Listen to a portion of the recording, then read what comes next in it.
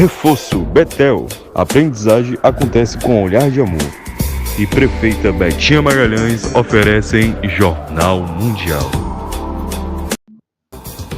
Boa noite. Boa noite. Os uruguaios escolhem um partido de esquerda para governar o país após 5 anos. Yamandu Orsi, pupilo do ex-presidente José Mujica, é eleito o novo presidente do país. Os presidentes Joe Biden e Lula o parabenizam pela vitória na eleição. No Brasil, a Procuradoria-Geral da República poderá usar os dados de 3 investigações sobre o ex-presidente Jair Bolsonaro em uma mesma denúncia. Começa a negociação para o Tratado Global contra a Poluição Plástica na Coreia do Sul. Tempestades de inverno causam estragos na Irlanda, França e Reino Unido. Bombardeios israelenses deixam dezenas de mortos no Líbano. E em Paris, o acendimento das luzes de Natal em preparação para o nascimento de Cristo na Champs-Élysées atrai uma multidão.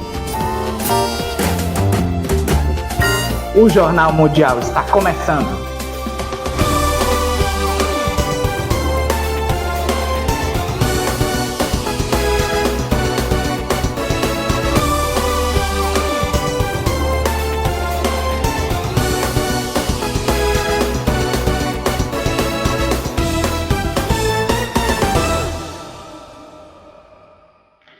No domingo, os uruguaios elegeram novamente um presidente de esquerda em um intervalo de 5 anos. Yamandu Orsi, de 57 anos, pupilo do ex-presidente José Mujica, venceu as eleições contra o candidato Álvaro Delgado. Os presidentes do Brasil e dos Estados Unidos o parabenizaram por sua vitória nas eleições. Yamandu Orsi, vencedor das eleições presidenciais no Uruguai, será o encarregado de devolver a esquerda ao poder no país sul-americano. Sob a bênção do popular ex-presidente José Pepe Mujica, este professor de história de 57 anos derrotou o candidato da coalizão governista de centro-direita, Álvaro Delgado. Com a vitória de Orsi, a Frente Ampla regressará no dia 1º de março à cadeira presidencial, que perdeu em 2020, depois de governar durante 15 anos. Mujica, um líder de esquerda que presidiu o Uruguai de 2010 a 2015, apoiou Orsi como seu herdeiro político, destacando as suas capacidades como negociador e garantindo que compreende o país urbano e o país rural. Descendente de espanhóis e italianos, formado em escolas públicas e comprometido com a igualdade social promovida pelo Estado, Orsi encarna o DNA uruguaio. Ele nasceu na zona rural, em uma casa sem luz, e cresceu na pequena cidade de Canelones. Quando jovem, trabalhou no armazém dos pais e também foi coroinha na Igreja Católica e dançarino de folclore. Em 1989, aderiu ao movimento de participação popular fundado por Mujica. Em 1991, formou-se professor de História e lecionou em escolas secundárias do interior até 2005, quando iniciou sua carreira no governo de Canelones, primeiro como secretário-geral da comuna por quase uma década e depois como prefeito por 2 mandatos.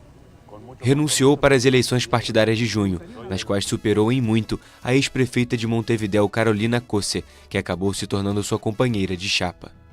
Orsi foi casado 2 vezes, a última com a mãe de seus filhos gêmeos de 12 anos. O esquerdista Yamandu Orsi, da oposição Frente Ampla, será o próximo presidente do Uruguai. O pupilo do ex-presidente Pepe Mujica venceu no domingo o 2º turno das eleições presidenciais contra Álvaro Delgado, do partido governista de centro-direita. Com a apuração finalizada, a Corte Eleitoral anunciou que Orsi teve 49,8% dos votos e Delgado 45,9%. Partidários da Frente Ampla celebraram a vitória em Montevidéu, reduto do partido no país. Em seu primeiro discurso como presidente eleito, Orsi prometeu construir um país mais integrado apesar das diferenças. Vou ser o presidente que convoque uma e outra vez. Serei o presidente que apela continuamente ao diálogo nacional para encontrar as melhores soluções. Claro que com a nossa proposta, mas também ouvindo muito bem o que os outros nos dizem. Vou ser o presidente que vai construir uma sociedade mais integrada e um país mais integrado. Com Orsi, a Frente Ampla vai retornar no dia 1º de março ao governo que perdeu em 2020, depois de comandar o Uruguai por 15 anos. O presidente dos Estados Unidos, Joe Biden, parabenizou nesta segunda-feira o esquerdista Yamandu Orsi por sua vitória na eleição presidencial do Uruguai. Prestes a deixar a Casa Branca, o democrata emitiu um comunicado em que disse que espera que os dois países continuem trabalhando juntos para futuros mais seguros e prósperos. Mais adiante, Biden saudou os uruguaios por seu compromisso inabalável com a democracia. Quando assumir o cargo em março, Orsi vai ter de lidar com Donald Trump, magnata conservador hostil à China, país com o qual o Uruguai está negociando um acordo de livre comércio e fortaleceu os laços diplomáticos nos últimos anos. O presidente eleito do Uruguai também foi parabenizado pelo colega brasileiro Luiz Inácio Lula da Silva, que, segundo Itamaraty, ligou para o pupilo de José Pepe Mujica nesta segunda-feira. A chancelaria acrescentou que o petista pretende visitar o país vizinho em 6 de dezembro, onde vai participar da cúpula do Mercosul. Orsi, da oposição Frente Ampla, superou o candidato governista de centro-direita Álvaro Delgado em segundo turno nas eleições de domingo. A vitória garante o retorno da esquerda ao poder após a derrota em 2020, depois de comandar o Uruguai por 15 anos. Quase 200 países aprovaram neste domingo na COP29 que países ricos contribuirão com 300 bilhões de dólares por ano para as nações em desenvolvimento para enfrentar as mudanças climáticas. A maratona de cúpula climática da ONU em Baku, no Azerbaijão, chegou ao fim. Na madrugada de domingo local, noite de sábado em Brasília, um projeto de acordo definitivo sobre financiamento climático foi aprovado pelos 200 países reunidos na COP29. O projeto estabelece que os países ricos contribuam com pelo menos 300 bilhões de dólares, cerca de 1,7 trilhão de reais, anuais até 2035, para que as nações em desenvolvimento façam frente às consequências das mudanças climáticas. O valor antes estabelecido era de 100 bilhões de dólares. Uma primeira proposta de 250 bilhões de dólares foi criticada como ofensivamente baixa pelos países em desenvolvimento, que pediram pelo menos 500 bilhões para construir resiliência contra as mudanças climáticas e reduzir as emissões. O sábado foi tenso na capital azere. Além de protestos de ativistas climáticos, as delegações dos pequenos estados insulares e dos países mais pobres do planeta, descontentes com o projeto de documento final apresentado a portas fechadas, se retiraram de uma reunião com a presidência da COP29. O evento, que deveria terminar na sexta-feira, teve seu fim adiado em busca de um acordo, que deve ser aprovado em consenso por todos os países participantes. Vários negociadores acusaram o Azerbaijão, um exportador autoritário de petróleo e gás, de não ter experiência e vontade de enfrentar o momento, enquanto o planeta novamente estabelece recordes de temperatura e enfrenta crescentes desastres mortais. Antes de entrar em cheio no tema, os participantes desta Conferência da ONU sobre Mudanças Climáticas aprovaram previamente uma série de pontos validados, como as normas que vão regular as transações de créditos de carbono entre países. E falando em mudanças climáticas, vamos saber agora como fica o tempo para amanhã no Brasil. Marcelo, boa noite, o que você traz aí pra gente? Oi, Gabriel, boa noite para você, para a Vitória e boa noite a todos. A semana será marcada por temporais em várias regiões. Os próximos dias devem ter chuva intensa e calor. O período deverá ser marcado por chuva intensa e calor em várias regiões. No sul, a última semana de novembro começa com pouca chuva e calor em boa parte da região. No Rio Grande do Sul, o avanço de uma frente fria em alto mar estimula pancadas de chuva entre o final da manhã e o início da tarde em algumas áreas. Porto Alegre terá sol pela manhã e pancadas moderadas à noite. No norte do estado e na Serra Gaúcha, o tempo segue ensolarado e sem chuva. Em Santa Catarina, a chuva será isolada, especialmente no litoral norte, enquanto o Paraná registra máximas acima de 30 graus, com ar mais seco predominando no norte do estado.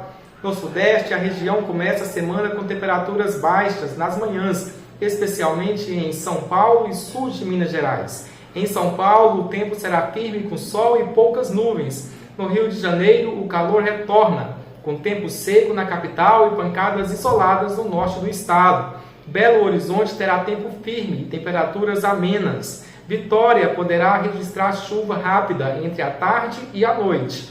No centro-oeste do Brasil, o ar quente e úmido organiza um corredor de umidade que mantém o tempo instável no norte de Mato Grosso. Há previsão de temporais e pancadas de chuva moderada a forte.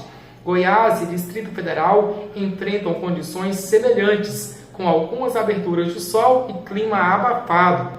Em Mato Grosso do Sul, a chuva é isolada apenas no extremo norte e noroeste. Na região Nordeste, por sua vez, a semana começa com frente fria no litoral da Bahia, Alagoas e Sergipe, estimulando nuvens carregadas e aumentando a chance de temporais. A chuva será mais intensa desde o noroeste e oeste da Bahia, no sertão de Pernambuco e no sul do Maranhão e Piauí. Alerta para volumes elevados de chuva nesta terça-feira. Por outro lado, o sul do Ceará, interior da Paraíba e oeste do Rio Grande do Norte terão tempo firme e seco. Na região norte, o tempo segue abafado, com pancadas de chuva em todos os estados. Rondônia, Acre, Amazonas e Tocantins enfrentam riscos de temporais. O sul do Pará e o Amapá terão chuva de intensidade moderada a forte, com as condições de tempo instável predominando. Algumas aberturas de sol podem ocorrer, mas a umidade e o calor mantêm o clima abafado. Por hoje é só, uma boa noite a todos e até mais. Vitória, Gabriel. Olha, muito obrigado aí, Marcelo, pelas suas informações. Até amanhã. Tempestades de inverno causaram estragos na Irlanda, França e Reino Unido, com fortes ventos, chuvas torrenciais, neve e gelo. A tempestade de inverno Bert atingiu o noroeste da Europa neste sábado, trazendo ventos fortes, chuvas torrenciais, neve e gelo. A nevasca mais forte atingiu a Escócia e partes do norte e centro da Inglaterra, com dezenas de alertas de inundação. As colinas escocesas somaram 40 centímetros de neve, enquanto na Grã-Bretanha foram registrados ventos próximos a 113 km por hora. A autoridade meteorológica britânica alertou que algumas comunidades rurais podem ficar isoladas pela neve. Vários serviços de transporte marítimo entre a Grã-Bretanha e a França foram cancelados até segunda-feira. Na Irlanda, as estradas também foram fechadas e algumas rotas de barcos e trem em ambos os lados do Mar da Irlanda foram canceladas devido à tempestade Bert, que deixou pelo menos 60 mil casas sem eletricidade. No norte da França, cerca de 47 mil casas ainda estavam sem energia, 2 dias depois que o país foi atingido pela tempestade Caetano, com ventos de até 130 km por hora. Vários serviços de trem foram afetados pelas quedas de energia. Veja a seguir, começa a negociação para o Tratado Global contra a Poluição Plástica na Coreia do Sul. E em Paris, o acendimento das luzes de Natal em uma das avenidas mais bonitas do mundo.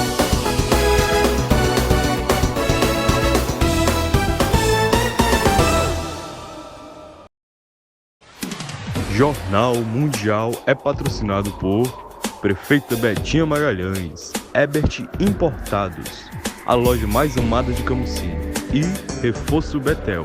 A aprendizagem acontece com um olhar de amor.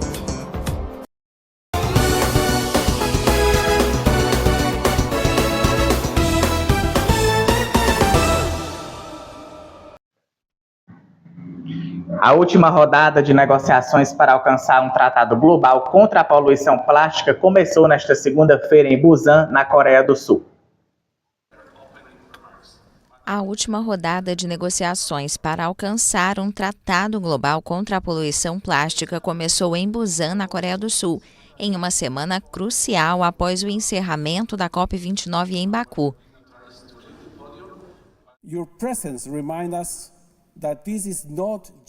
Sua presença nos lembra que esta não é apenas uma negociação política, mas um esforço coletivo que transcende fronteiras, setores e gerações. Sou otimista não porque acredito em milagres, mas porque acredito no poder das ações humanas, do trabalho duro e da vontade coletiva. O presidente do Comitê de Negociação ainda estimou antes do início do encontro que se estava chegando a um entendimento comum e lembrou às delegações que têm apenas 63 horas de trabalho para chegar a um acordo. As delegações em Busan vão ter que chegar a um pacto sobre questões como o limite à produção de plástico, a possível proibição de produtos químicos tóxicos ou o financiamento de medidas que serão incluídas no tratado. Em 2019, o mundo produziu cerca de 460 milhões de toneladas de plástico, um número que duplicou desde 2000, segundo a Organização para a Cooperação e Desenvolvimento Econômico. Mais de 90% do plástico nunca é reciclado e mais de 20 milhões de toneladas acabam na natureza todos os anos. O plástico também representa 3% das emissões globais de carbono, já que é produzido com combustíveis fósseis. A Procuradoria-Geral da República poderá usar os 3 dados de investigações sobre o ex-presidente Jair Bolsonaro em uma mesma denúncia. Conversamos ao vivo com Caio Teles, onde ele traz mais detalhes. Boa noite, Caio. Boa noite, Vitória, e boa noite para todo mundo que nos acompanha aqui no JM. Bom, a Procuradoria-Geral da República poderá usar dados de 3 frentes da investigação sobre Jair Messias Bolsonaro, ex-presidente, para formular uma única denúncia, caso entenda que há motivos legais para o ex-presidente ser julgado. As 3 frentes da apuração são a da tentativa de golpe de Estado, a das joias sauditas, fraude em cartões de vacina, e nesta semana a perspectiva é que a PGR receba do ministro Alexandre de Moraes, do Supremo Tribunal Federal, os indiciamentos que a Polícia Federal fez nas investigações sobre a tentativa de golpe de Estado.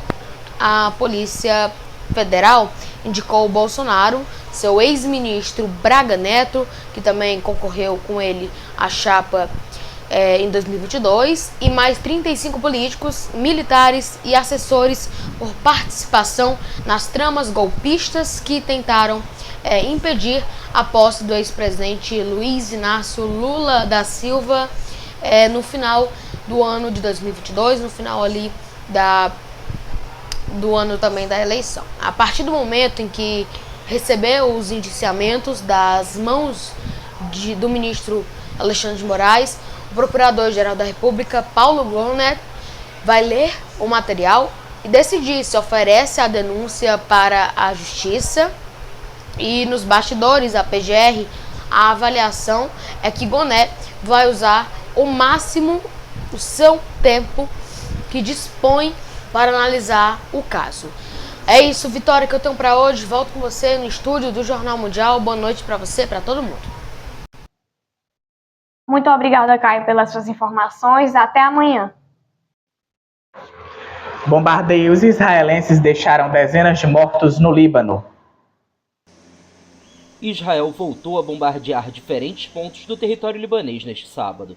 O Ministério da Saúde relatou vários mortos e feridos na capital Beirute. Os moradores acordaram ao som de 3 fortes explosões, com bombas atingindo e destruindo um prédio residencial no bairro popular e densamente povoado de Basta. Eu estava dormindo no meu quarto quando acordei com o vidro quebrando em mim e havia sons estranhos. Corremos e encontramos sangue nas ruas. Os sons eram aterrorizantes, não era normal. Nosso prédio estava tremendo. Esse é o meu prédio, estava tremendo. Olhe para o estado em que estamos. Não sobrou nada de nossa casa. Tudo está quebrado. Uma fonte da Segurança Nacional afirmou que o bombardeio teve como alvo um alto cargo do movimento pró-Irã Hezbollah, acrescentando que não é possível saber se morreu. A busca por sobreviventes sob os escombros continua. Bombas também foram lançadas nos subúrbios ao sul de Beirute, um reduto do Hezbollah, localizado perto do aeroporto internacional da capital. No leste do país também foram registradas várias mortes, incluindo 4 crianças. Segundo a Agência Nacional de Notícias, o bombardeio dizimou uma família, uma mãe e seus 4 filhos. A mesma fonte indicou que no sul do Líbano, o movimento islamista Hezbollah e o exército israelense travam batalhas ferozes na cidade fronteiriça de Qian, que Israel tenta tomar há vários dias. A agência relatou que as tropas israelenses tentam um cerco com apoio aéreo e terrestre dentro e ao redor da cidade, onde bombardeiam edifícios e casas. Autoridades sanitárias contabilizam mais de 3.650 mortos no Líbano desde 8 de outubro de 2023, quando o Hezbollah abriu uma frente contra Israel, um dia após a eclosão da guerra em Gaza, em apoio ao seu aliado palestino Hamas. A maior parte das mortes aconteceu depois de 23 de setembro, quando Israel e o movimento xiita libanês entraram em guerra aberta. As luzes de Natal foram acesas nas Champs-Élysées em Paris e atraíram uma multidão para uma das mais bonitas e famosas avenidas do mundo. Uma das avenidas mais famosas do mundo já está vestida para festejar o nascimento do menino Jesus. As luzes de Natal deixaram a Champs-Élysées e a Cidade Luz ainda mais iluminadas. Quem prestigiou a novidade acesa no domingo comemorou o brilho parisiense. Todo mundo se reúne para isso e tem até uma árvore de Natal, então é uma ótima maneira de entrar no espírito natalino. É legal. Isso deixa tudo um pouco mais animado, é bonito e ilumina a avenida. Antes estava um pouco vazio. Finalmente temos as luzes de Natal. Elas são icônicas para Champs-Élysées.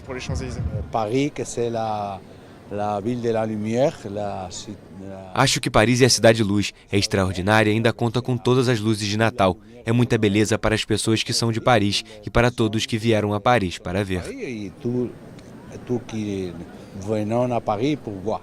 A iluminação de Natal vai ficar acesa na Champs-Élysées até janeiro. Um presente que turistas e moradores de Paris agradecem.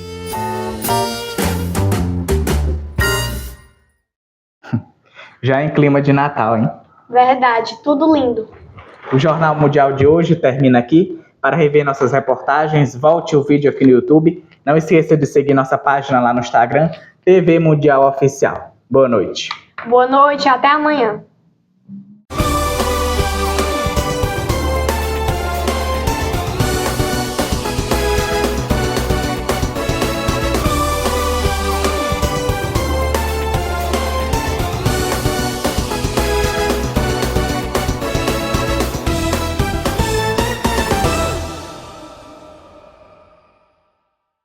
Jornal Mundial.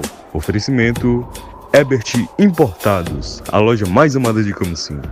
Reforço Betel. A aprendizagem acontece com olhar de amor. É a nossa querida prefeita Betinha Magalhães.